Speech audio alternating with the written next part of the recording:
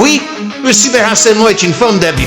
Il s'agit d'un comportement répétitif et intentionnel qui vise à blesser, intimider ou humilier une personne en utilisant les technologies numériques. Le cyberharcèlement peut prendre de nombreuses formes, telles que messages insultants ou menaçants, envoi de messages textes, de courriels ou de commentaires sur les réseaux sociaux contenant des insultes, des menaces ou des propos dénigrants, divulgation d'informations personnelles, publication de photos, de vidéos ou d'informations privées sur une personne sans son consentement, dans le but de la ridiculiser ou de la mettre dans l'embarras, usurpation d'identité, création de faux profils ou utilisation du compte d'une autre personne pour envoyer des messages ou publier du contenu préjudiciable, cyberintimidation, envoi de messages insistants et non désirés, exclusion d'un groupe en ligne ou propagation de rumeurs.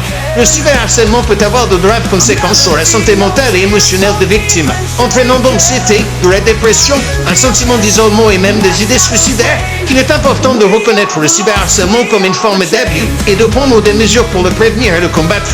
Si vous êtes victime de cyberharcèlement ou si vous en êtes témoin, vous pouvez agir, signaler le contenu abusif.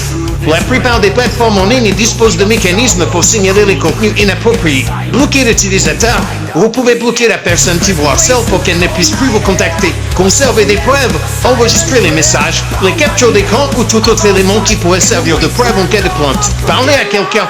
Confiez-vous à un ami, un membre de votre famille, un enseignant ou un professionnel de l'aide. Portez plainte. Si le cyberharcèlement est grave ou s'il met votre sécurité en danger, vous pouvez porter plainte auprès des autorités compétentes. Il est essentiel de se rappeler que vous n'êtes pas seul et que de l'aide est disponible.